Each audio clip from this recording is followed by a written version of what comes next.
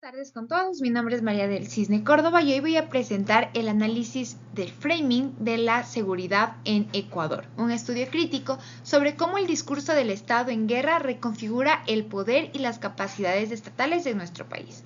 Esta presentación resume el trabajo final del módulo aplicando los conceptos centrales de Estado, hegemonía, poder, actores y obviamente framing. Para empezar, es importante señalar que la crisis de seguridad en Ecuador no es únicamente un aumento delictivo, sino que es una transformación profunda de la relación entre el Estado, la violencia y la ciudadanía. Analizo cómo este fenómeno se convierte en un encuadre político discursivo que ordena la percepción pública y legitima determinadas decisiones institucionales. Entre el 2016 y 2023, Ecuador experimenta la escalada más fuerte de la violencia en su historia reciente. La tasa de homicidios pasa del 5.8 a más de 40 por cada 100.000 habitantes. Y esto no es una variación normal, sino una evidencia de la pérdida estatal del control territorial y del colapso del sistema penitenciario. En la literatura, tal como lo explica Mann, se considera que cuando el Estado deja de controlar el territorio, entramos en un escenario de debilitamiento infraestructural. Ahora bien, a partir de esta crisis, el gobierno enmarca la situación como un conflicto armado interno.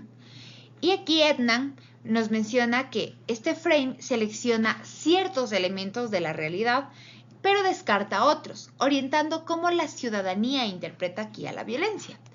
Entonces se construye una narrativa que legitima medidas extraordinarias como los estados de excepción permanente y una fuerte expansión militar.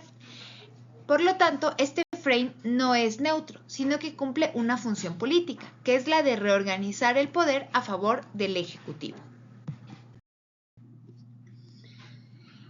Ahora bien, este problema solo es comprensible si analizamos la erosión de las capacidades estatales. En la capacidad coercitiva, el Estado deja de ejercer el monopolio legítimo de la fuerza. Administrativamente, las instituciones muestran captura, corrupción, baja capacidad para implementar políticas públicas.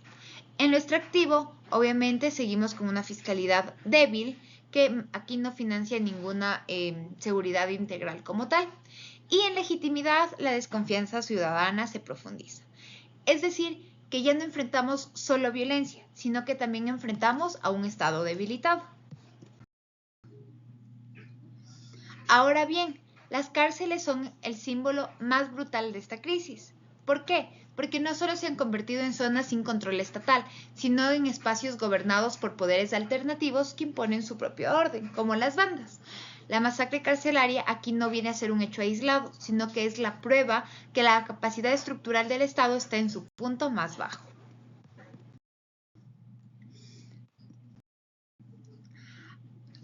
De acuerdo a Sabadá, Rodríguez, Bartolomé, el framing tiene una dimensión constructivista y estratégica, es decir, que no describe la realidad, sino que la produce. Al enfatizar estos elementos y silenciar otros, se construye una realidad interpretada que delimita qué se puede decir y qué se puede hacer, y también que queda fuera del debate público. El discurso de guerra combina la coerción y el consenso fabricado. Por un lado, una presencia militar intensiva y criminalización del disenso, y por otro, un consenso construido sobre el miedo, donde la militarización se presenta como la única salida. Este es un claro ejercicio de hegemonía en términos gramscianos.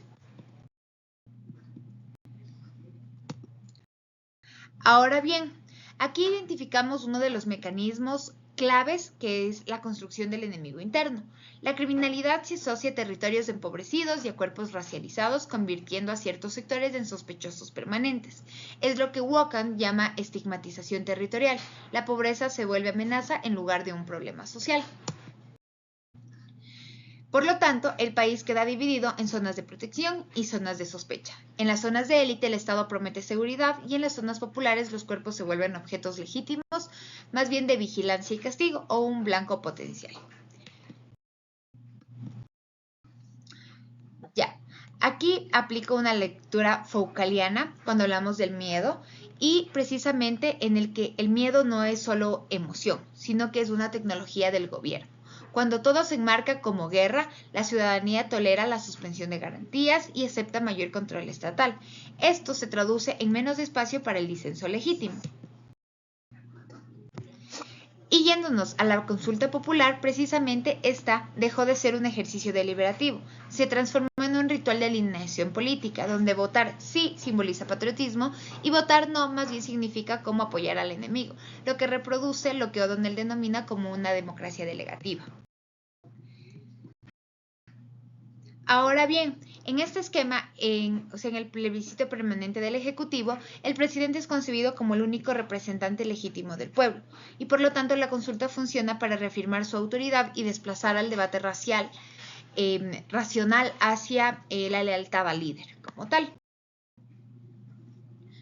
El frame bélico termina justificando la concentración del poder, instituciones como la Asamblea, la justicia, organismos de control más bien quedan debilitados y simplemente se abre el camino a respuestas autoritarias que erosionan la democracia.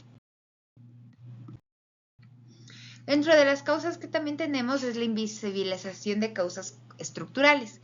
Es decir, que uno de los efectos más problemáticos del frame bélico es que oculta las causas profundas de la violencia, como son la desigualdad, la precarización laboral, el desempleo juvenil, corrupción policial.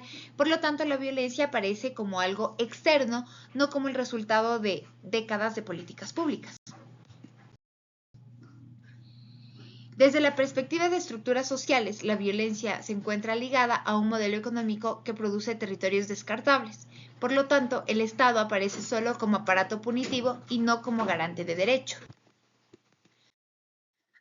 Ahora bien, existen también frames subalternos, es decir, marcos alternativos, como seguridad integral, críticas a la militarización, demandas de prevención, pero enfrentan tres barreras, que es una poca amplificación, una cultura política adversa y una falta de articulación como tal. Los frames compiten en estructuras las oportunidades de comunicación. Quien controla los medios y la narrativa controla también el sentido común. Y por lo tanto, el Estado y sus aliados tienen ventajas estructurales como tal. Aquí, de igual manera, se introduce la noción de Bembe de necropolítica. Y precisamente es que la gestión estatal decide de forma desigual quién es protegido y quién es sacrificable. Por lo tanto, se tiene vidas desechables. La guerra se libra principalmente en territorios empobrecidos. Mientras unos son protegidos, otros son gobernados a través del miedo. Esto consolida un sistema de justicia desigual con dos niveles, uno para pocos y otro para muchos.